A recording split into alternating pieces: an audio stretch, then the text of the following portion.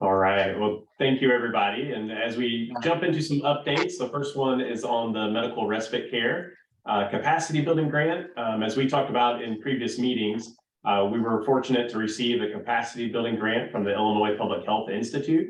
That's allowed a team of us and to put together a steering committee with representatives from, throughout the, I'm gonna mute a few folks here, actually.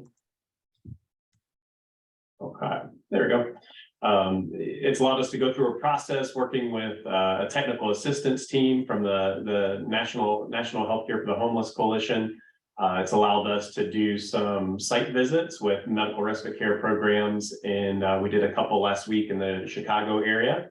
And the whole goal basically is to try to assess what the need is for medical respite care in our community, and then to put together an action plan to actually, bring that program here. So where we're at in that process, again, we've done these site visits, we've conducted some surveys, likely you received some emails about that. We've gotten feedback from, from really the two fronts that we were looking for, or organizations that are opting having people come into their program who maybe are discharged from a hospital and need more space to recuperate. So we've heard from agencies as they filled out that survey. We also heard from those in the healthcare community who are providing that service, working to discharge people and running into barriers. So we've used that to really kind of build a larger group, essentially, to help move this forward. Part of what that looks like is a discharge planning task force. That's something that we identified in the strategic plan, something that came up a lot in our stakeholder interviews and focus groups through the strategic plan. So we are at a point where we're launching that. Following this, we'll send out a follow-up email with pertinent information, but one of those is that the first meeting, or I guess it technically will be the second meeting of that task force, will take place in early July. So that information will be there. We'll also be doing individual reach out to communities, or not to communities, but to organizations and individuals that we hope will be there. So the other thing that we have done is a couple public meetings. We did a kind of a public meeting on discharge planning, just to kind of give people space to share either their experiences as someone who needed a discharge to a place to recuperate, or those who are providing those services. The other thing that we did was a more general conversation on medical respite care. We recorded the medical respite care conversation, but I thought it might be helpful just to go through a couple of those slides with you all today, just in case you haven't caught that yet, to make sure you understand, the space that this will fill in the community. So just to kind of show a couple of these, and part of the impetus for it is the strategic plan directly calls for this, right? Both improving discharge planning practices, but also creating, here it's phrased as 10 bridge care beds. So that's really kind of where we started as we thought about this, moving towards a pilot for medical respite care, is starting with 10 beds. As we move to the next phase of this process, we will really move more to, nuts and bolts. How would this work? Where would it be? Who would the partners be? And how would you staff it? So there's additional questions around what kind of staff is scalable for a certain number of beds, but also what's doable for us to as a starting point. So we still are targeting 10 beds, but we also are open as we go through this next part of the stage of expanding that somewhat slightly, if the numbers necessitate it. So what is medical respite care? It is acute and post-acute care for people experiencing homelessness. All right, sorry, more folks coming. All right, acute and post-acute care for people experiencing homelessness who are too ill or frail to recover from illness or injury on the street or in the shelter, but not sick enough to warrant hospital level care. It's short-term residential care that allows people the opportunity to rest, recover, and heal in a safe environment while it's accessing medical care and supportive services. It's not a skilled facility, a nursing home, assisted living, behavioral health step down, or supportive housing. So it really is kind of a unique, niche that it fills in our system. And one of the realities of what medical respite care looks like across the country is that every program is very unique. There are some core guidelines and standards when it comes to medical respite care. But just even, we toured 3 different facilities last week. One was in a converted hotel. So basically the respite floor was a floor of a hotel. And so, the rooms were essentially hotel rooms, right? That had maybe a small kitchenette, a bathroom. And then as a hotel, would kind of that SRO type of layout.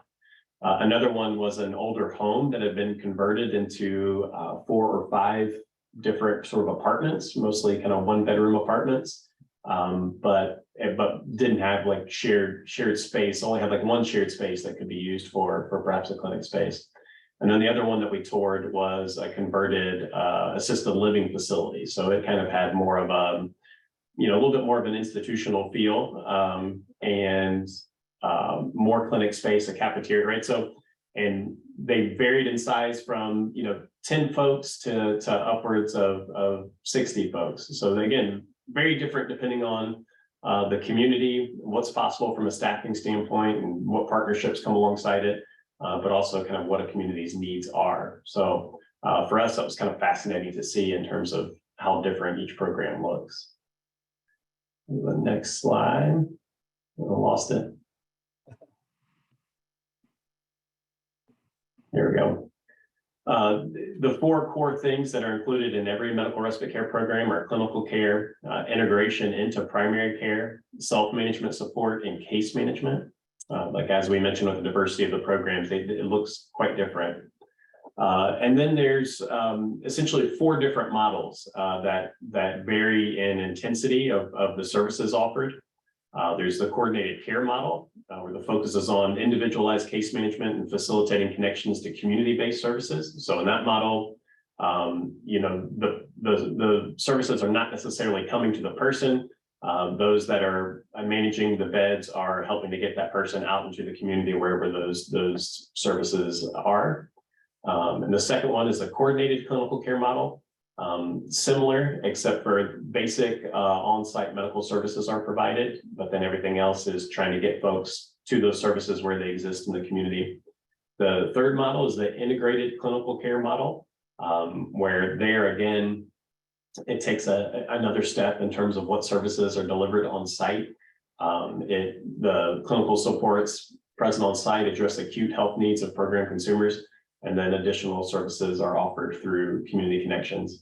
And then in the comprehensive clinical care model, again, it's another step up in terms of the challenges that a person using that services might be facing, and the services that will be delivered directly to them on site. So as we've had conversations around this, we are approaching whatever we develop as a pilot, right? We want to get started. We want to see what happens over the course of a year.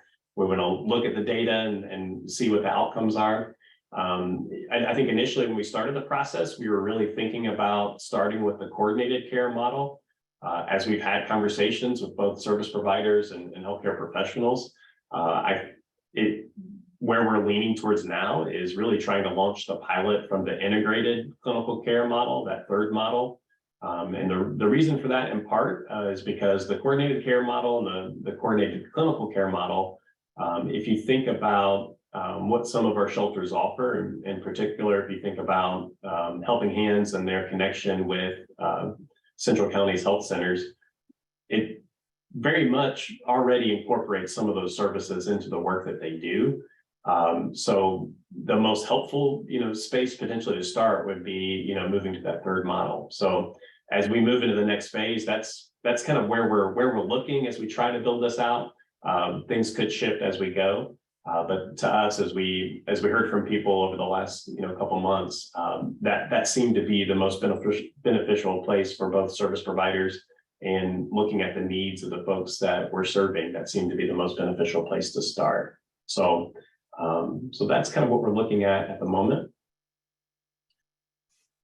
All right, working off 2 computers here and confusing myself every time I need to change a slide. Here we go. So that's in a sense where we are. We basically have done, the research part of it. What we're going to be working on over the course of the next, week to 2 weeks is really building out an action plan. Basically saying, here's what we have to accomplish, each month along the way. And here's what we're targeting in terms of actually bringing this level of care to our community. There's a lot of partnerships that have to be involved. There's questions around funding, right? There's a lot to be figured out.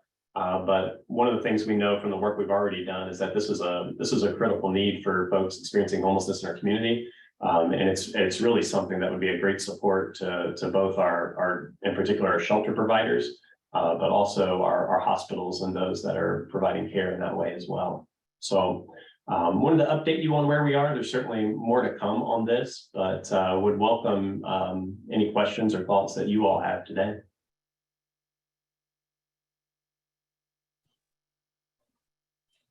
Josh, we thank you so much for all your work on this. I'm so happy that the team was able to go and see firsthand, because I'm sure that helped you decide on the model you should be following, to see it firsthand and look at it and experience what it really looks like. A description is one thing, but actually see it in action is something else. So appreciate the time that you all took to go and visit. Thank you. Yeah, was incredibly beneficial. Honestly, it was one of the best things, both kind of developing those contacts with folks who are already years into doing the work, but also seeing it firsthand was super helpful. Right. Are there any other questions, comments? All right, you want to move on to emergency shelter transition? Yeah, absolutely.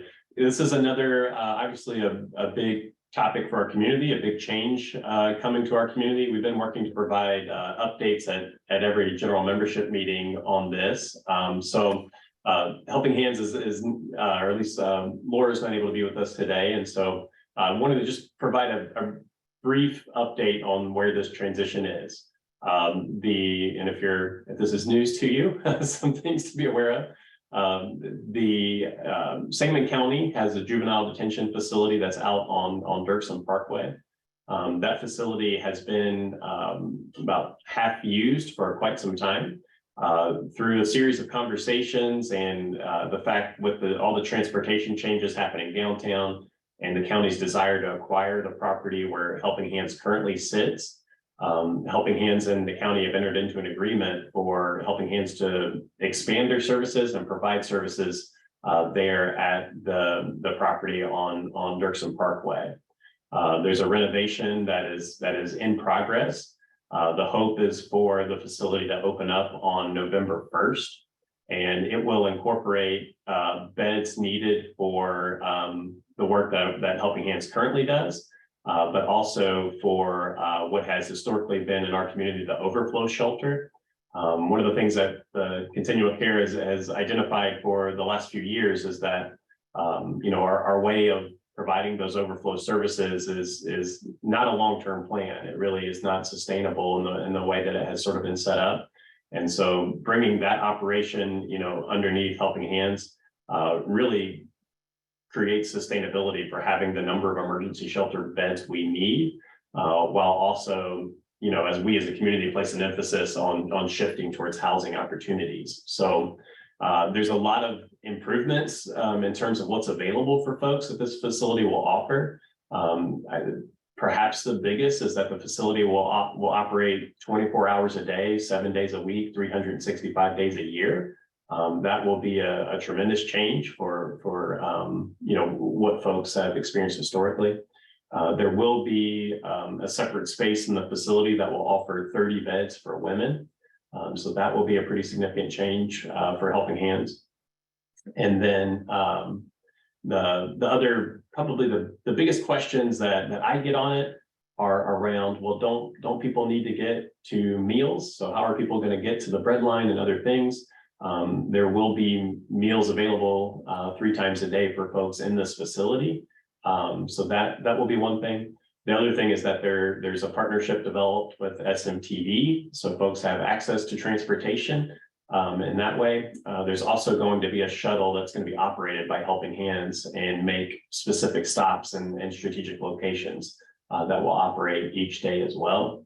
And in addition to that, we have the Continuum of Care allocated funding for street outreach, 2 new street outreach workers for Helping Hands. So that will sort of be another connection point. And that's alongside the SEED initiative that the Springfield Police Department is starting that we had a presentation on at the last general membership meeting, which also will expand outreach efforts pretty significantly. So this will be a big transition. It'll be something I know the shelters are already communicating with clients and talking about what's coming and how it will work, and that will increase in its intensity over the next few months.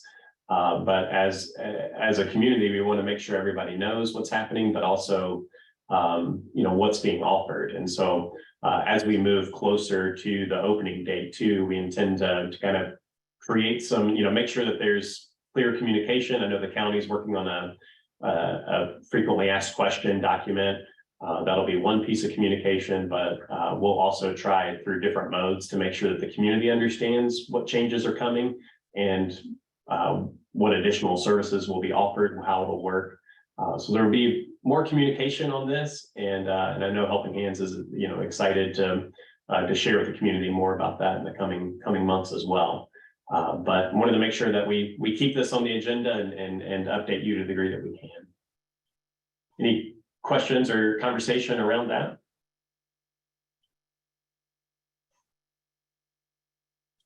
Giving some good updates here, Josh. The next one's the best. So the next one's lots of fun. This one we love. Usually we're telling one story, but this is a great news story we get to tell on the state of Illinois funding. Yes, and I apologize. I'm gonna pull up exact numbers so that. Okay.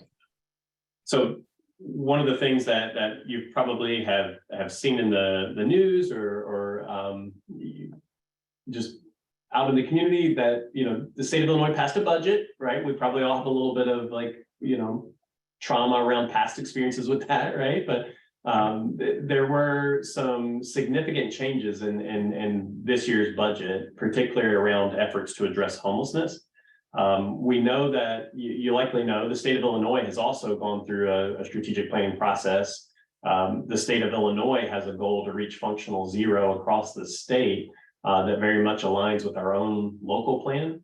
And, I know we always say people don't get real excited about plans, but what we've seen at the state level are changes that have had a direct impact on what's available to us. One of the first changes that we saw is that the state completely reformulated the way that they dispersed emergency solutions grant funding, which led to our community getting more funding through that grant. The other thing that's happening is that, through the state creating interagency task force on homelessness, we're seeing more collaboration at the state level across all of the different departments, right? Whether it's Veterans Affairs, IDA, Department of Human Services, right? Where all of these organizations are working together and have their own internal plans about how they can work to help reach the goal of functional zero. And it's creating a new dynamic around the state. But perhaps the biggest thing that's happened is that the state not only said we want to reach functional zero, but we know that resources are going to be a key way to do that, particularly resources for permanent supportive housing and rapid rehousing. And so about 2 weeks ago, we learned of a new allocation that our community is going to receive for permanent supportive housing, rapid rehousing, and shelter diversion. And so I will include this information in the follow-up email, but the exact numbers we are receiving for the next fiscal year, $382,848 for scattered site permanent supportive housing. For rapid rehousing, and when I say we are receiving, the Continuum of Care is being allocated these funds, and then the Continuum of Care will have to go through a rating and ranking process very similar to that we do with the Emergency Solutions Grant or HUD funding. So there'll be a local competition basically for organizations to say, hey, we can use that to help meet the strategic goals that our community has, and then our rating and ranking committee will then create an allocation for these. For rapid rehousing, we've been allocated $741,858. And then for shelter diversion, we've been allocated $140,929. So this funding, again, is for one fiscal year. If you assume that this continues for the next 5 years, we know that the city is, we know that the state is serious about this. Hopeful that the state's financial situation, doesn't create a crisis that reduces this funding.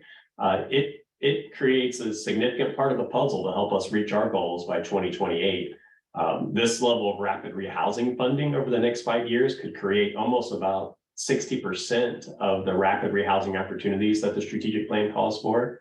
And then for permanent supportive housing, creates about 15% of the permanent supportive housing that the strategic plan calls for. So we still have huge needs. We still have a lot of work to do.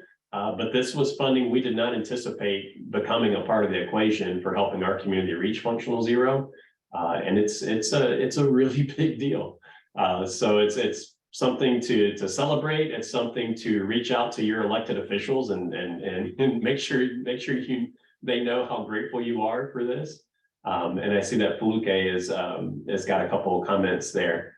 But it's great news. It also leads into more work that needs to happen, right? We need organizations to be willing to expand.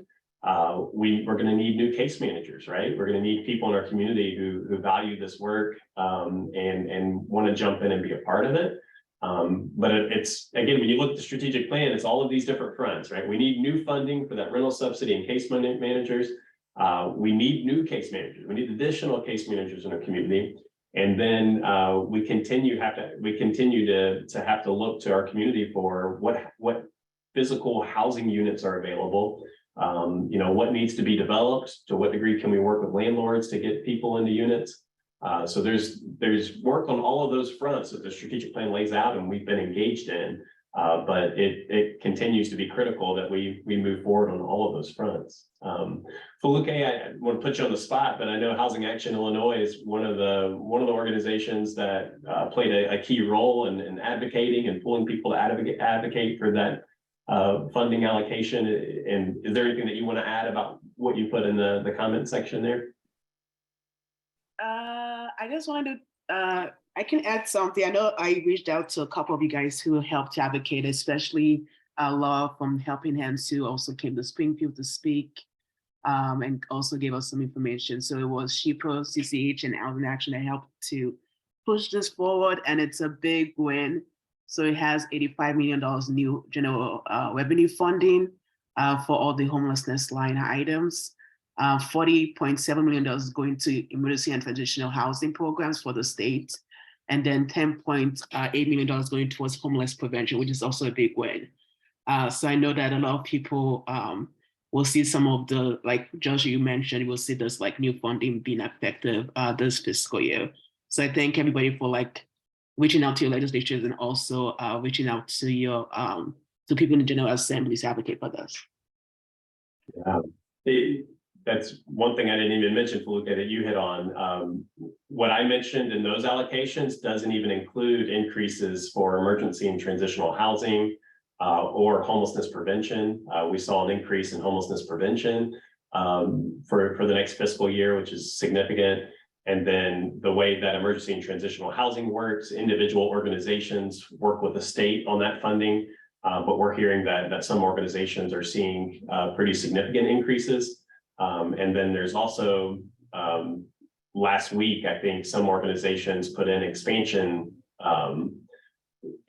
grants for the emergency and transitional housing funding. So there's hopefully even additional resources coming around that. So it's not just the permanent supportive housing, rapid rehousing, and shelter diversion, which are new funding that's being allocated through the continuum of care, but it's even those funds that go directly to organizations that are seeing increases as well.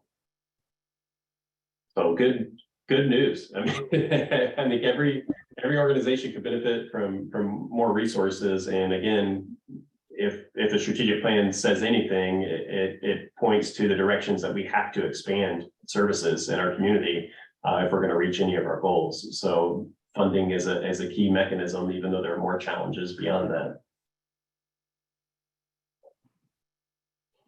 All right, thank you. Anybody have any questions on that? All right, Youth Homelessness Demonstration Program. Are you going to speak to that, or is Katina speaking to that, Josh? I'll get started mainly because Katina's been on vacation, so I Oh, don't want to okay. do too much on the spot. But one of the things that we developed last year as a continuum of care was a new youth homelessness task force. That group has involved folks from District 186, the Regional Office of Education, Youth Service Bureau, DCFS has participated in it recently, Lincoln Land Community College, Land of Lincoln Legal Aid. We've had folks from the faith community that are a part of that. And one of the things that task force has been working towards is a HUD funding program called the Youth Homelessness Demonstration Program. We're going to be submitting a grant for that by the end of this month. And in all honesty, I don't know how competitive we'll be, but we knew that we wanted to target going for it because the learning process would prepare us to be even more competitive in future years. But it also has helped us create new structure. A key part of that is what's called the Youth Action Board. The Youth Service Bureau, Katina, they've done a phenomenal job really kind of taking the reins on this. But we put out through the general membership email an application and sort of created a pathway for folks to nominate youth to be a part of that action board.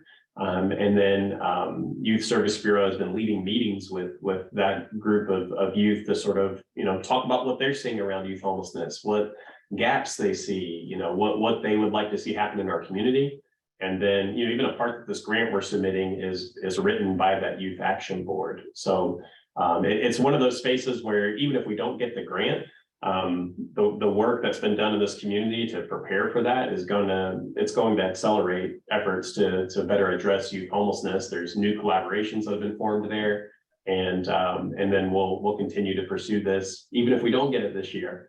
But wanted to make sure you knew that was happening. We will, in the follow-up email, we'll make sure that we have that application to the Youth Action Board in there. Just to make sure that y'all continue to see that. But more than anything, just wanted to let you know that we are going after this as a new funding source, potential for a new funding source. And we'll continue to work on that through that Youth Homelessness Task Force and Youth Action Board, regardless of whether we get the grant or not. Katina, I tried to cover as much as I could. If there's anything that you want to throw in, feel free to. I think you covered it all. I've been really impressed with the young people that we have on the Youth Action Board. They've done a lot of great work. They have a lot of great ideas. They want to be more involved in the community. So they're going to be, we have a couple community events coming up in August that they're going to go ahead and set up a table alongside YSB so that they can try to continue to connect with young people and talk to them about the YAB and the work that's being done and try to just get more youth engagement. So so far, I mean, they're a great group of kids and we do need more members. So, keep sending youth our way if you think they would be a good fit. Awesome. Thank you. Anybody have any questions on that? All right, under other business, the Heartland House public calendar. Josh, anything specific on that? The biggest thing, some of you that are on our task groups, you may have noticed that you've got like a flurry of emails on calendar invites. We've been working to basically change all our Zoom links, add them to a new Zoom account that we've created. But we know sometimes, just even with the amount of meetings that the continuum of care holds to keep all these task groups going, sometimes folks are like, it's hard to keep straight. So if you go to, and actually, well, I was going to try to share my screen, but it's probably a bit over the top. But if you go to our website, and I forget exactly what the tab is, but we now have a public calendar that's there. It's populated on the website, and it has all the task groups. When agencies submit a request to share information, we're putting those events on there. So it's really hopefully a useful resource to you all just to kind of know what's going on. that calendar doesn't have the Zoom links in it. But it also has Madeline's email address, so you can email Madeline and she'll, if you're looking to participate in any of those, she can help you get those Zoom links. So just a quick piece to let you know that we are now in the process of, adding, hopefully useful content to our website and making it more of a resource for the community. And we hope to continually improve on it, especially as we have Madeline investing energy into it now. Has been a great boost for it. So just want to let you know, sometimes if you bump into that confusion, use the website as a resource there. It'll hopefully help you know who's meeting and when they're meeting and all those types of things. All right. Any updates for us on some additional trainings that might be coming down the pipe? Yeah, so we don't have firm dates at this point, but in particular, as we think about this new funding that's coming from the state and the need for new case managers, one of the projects that Jamie is working on is reaching out to different training providers across the country and just getting an idea of what it would look like to do a 2-day training or some different trainings in town specifically for case managers and service providers. So we're continuing to work on that. As we get it pulled together, we definitely will reach out and make sure folks know about that opportunity. In addition, with this shelter diversion training, where we did an initial shelter diversion training for about 14 folks earlier in the year. We're going to follow up to that now and get some people in our community trained to train others on shelter diversion. So that's another thing to kind of look at. So that's nothing real concrete at the moment, but especially with this new funding, we're kind of targeting trainings around how to help accelerate those efforts. All right. I see quite a few agency directors and on the call today. So are there any agency updates we need to know about?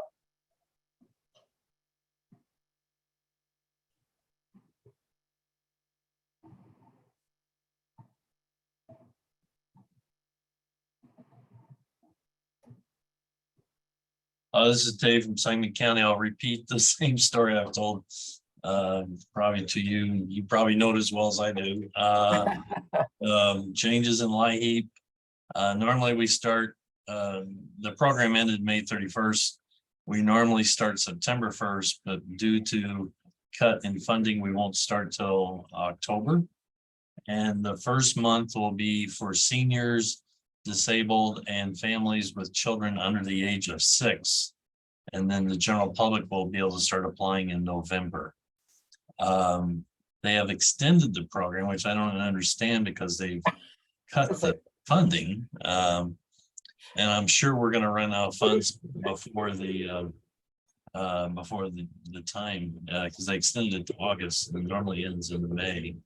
But I'm going to guess we will run out of funding in May of next year. If we have the same number of apps that we had this year, which was 40% higher than the year before, then I know we'll definitely run out of funds. But we'll be more, and the other difficult part is because the funding's lower, I won't be able to hire as many people to help do the intake and work with the clients as well, because there just won't be as much funding there for that either. So be patient with us. I'm expecting a little bit of backup at the beginning, only because I know we will get hit hard because rates have gone up and they will go up again. And we're going to see a high need, I believe. But we'll do everything we can to get it turned around.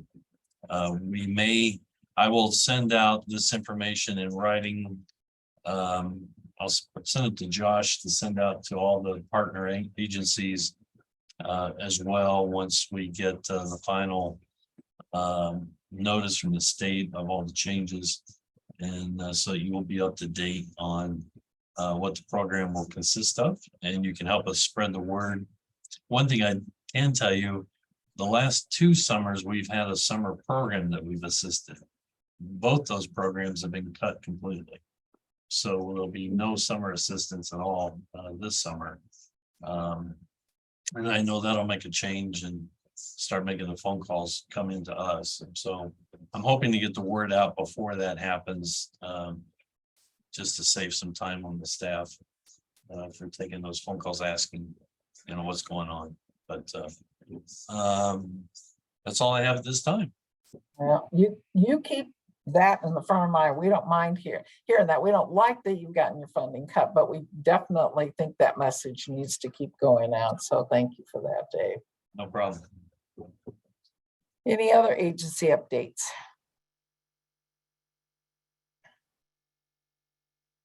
Contact Ministries did get their funding back for 55 and over for medications and eyeglasses. So if anyone knows of people that are in that need for that service, please have them give us a call. All right, thank you. Mercy Communities is hiring for a part-time weekend staff member to oversee our transitional shelter on Saturdays and Sundays. So if anybody might be interested in a part-time job, please drop me an email at amy@mercycommunities.org. I'll stick that in the chat. Thank you, Amy. Memorial Behavioral Health. We just had a meeting this morning. This is Kendra, and in May. So it's pretty busy, pretty big win. Our summer is slower, so keep encouraging people to reach out to Mobile Crisis, just because schools are out and all those things. But overall, we're pretty busy. All right.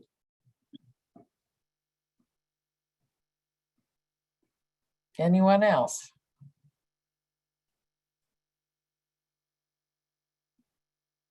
Not necessarily an agency update, but one of the things, actually, here, I've got a slide. One of the things that we've done recently is this partnership with HCoC Mission Outreach.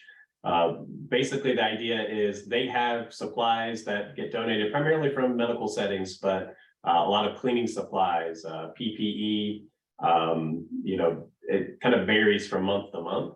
But they make those available to nonprofit organizations free of cost. I know, Tom over at Helping Hands in particular is one of the persons who shows up each month and is getting supplies that then their organization is not having to pay for. So the format of this is going to be changing at the end of the summer. And so in July, the supply fair won't happen on the first Tuesday of the month because that's July 4th. It'll happen on July 11th. And if you look in our general membership email, there's a note there about HCoC with our Mission Outreach would like to meet with you and to show you around, show you what types of supplies they have, but also to hear from you. Like there have been just different supplies that some organizations find that they need, and when they mention that to Mission Outreach, it helps them to build out their list of things that they see. So I think it could be incredibly beneficial to everyone. Frankly, the supply fair, we've only had 2 or 3 organizations using it each month, so I think it's a missed opportunity to this point. But as we figure out how to evolve it and make it work for organizations, I think it can be beneficial. But would love for you, I think the meeting on the 11th is from 10 to 11. It's going to be at this 2400 Jack Lane location. And just would strongly encourage somebody from every organization on here to show up and join that conversation. Just if you even if you've never been out there for a tour for nothing else, it is amazing facility, amazing things that they're doing out there. So that's well worth it in itself, just to go out there and be informed for what the Mission Outreach is accomplishing. All right, we have any public comments? How do we get out to the public this wonderful good news about the state money that we're going to get? So that we can show them that things are happening and things are moving and the strategic plan is moving forward. Jane, I had a board member send me an article on it. I can forward that to you if you'd like to send out. Wonderful, perfect. That's one start, but I was also thinking like a press release kind of thing, but I don't know if that's important or not, Josh. I'm just throwing that out. I think that the time for, I agree, like we need to make sure the community knows because, I think at the end of the day, folks, where's the action, right? Like where, folks will be skeptical until they see programs grow and more people that are experiencing homelessness get housed, right? So folks want to see results on that and rightfully so, we all do. I think so right now we're waiting on, actually there's a meeting happening right now where the state is getting feedback on some guidelines for those programs. And then then what will happen next is the state will say to us, you need to allocate that money by this date and here are the guidelines, and then we can do a local competition. So I think once we allocate that funding to organizations, that would be a really great time for a press release because it'll have very specific kind of deliverables at that point, right? We can talk about who's going to be served with that and how many people we expect to get into rapid rehousing or permanent supportive housing. So I totally agree with you. I think the community needs to be aware of this or on lots of fronts. And so I think that might be the best time though to push that information out. So I know you are a faithful part of our community education team, so we should keep that front and center as we keep doing that work for sure. I will also throw out, looking at the medical respite and the other stuff that we've seen here, is understanding that we can't do all of this without caseworkers and that we need caseworkers. And I, of course, always want to do something other than just pray, which of course I will do. But I'm not sure. I was giving it some thought. I might just text you later, Josh, after our meeting yesterday. So Sounds good. Yeah. Anybody who's out there listening that has some kind of lightning bolt idea or anything, or a resource of someone we can go to, that. Absolutely. All right, any other public comments? I see we have a few things in the chat that were added. Josh, did you?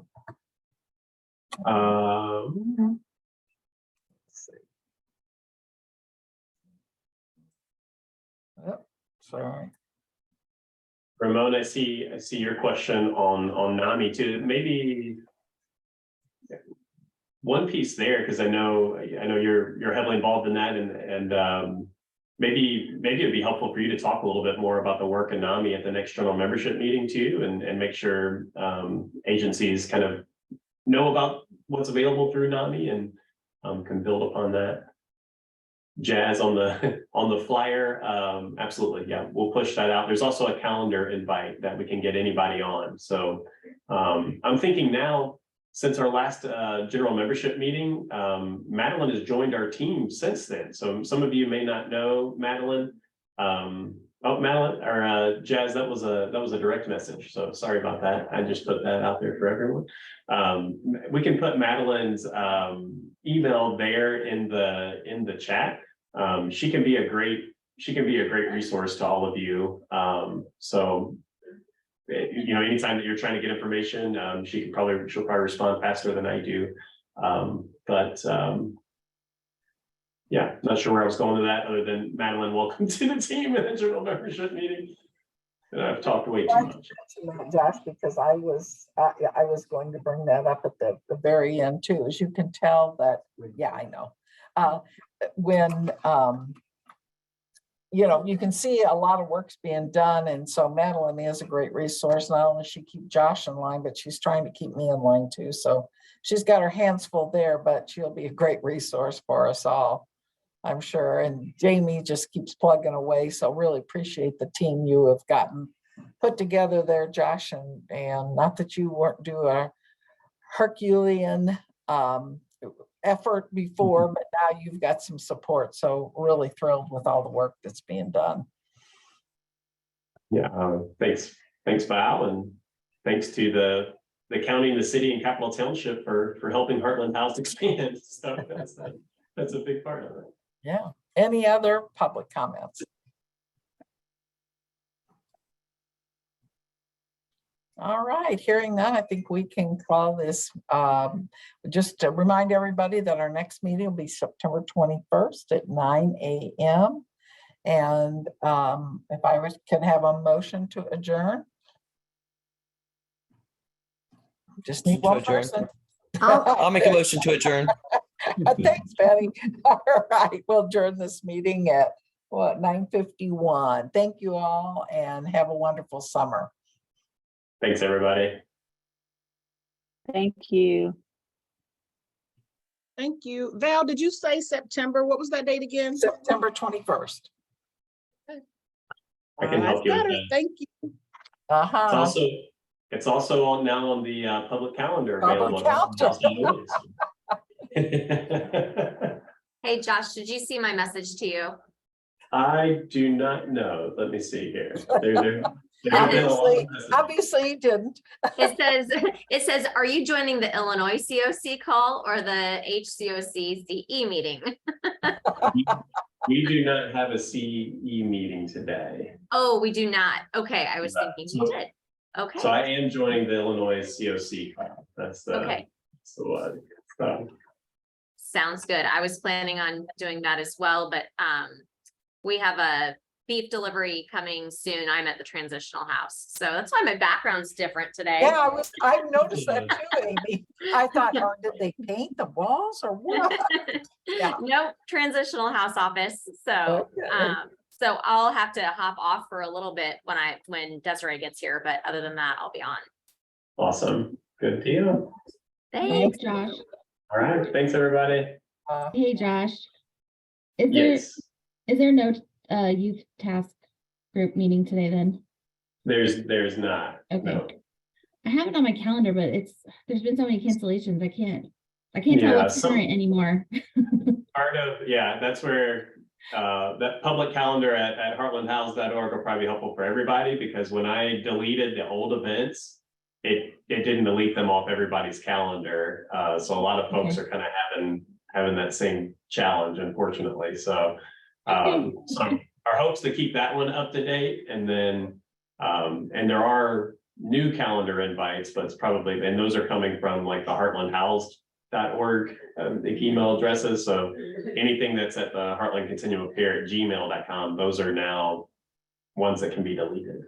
So I was hoping that transition would work smoother than it has, but it's been trickier than mainly just because those things they live out there on other people's calendars and just confuse everybody, unfortunately. So Yeah. Okay. All right. Thank you. thanks, Katina. Have a great day. You too. Josh, is there a COC meeting? Not today. So we, Okay. yeah, I don't know when that one's happening. I gotta look at the calendar and see when the next, it might be 2 weeks from today, actually, but I'll double check, but I'll also make sure it's on that public calendar on the website too for folks. Okay, thanks. No problem.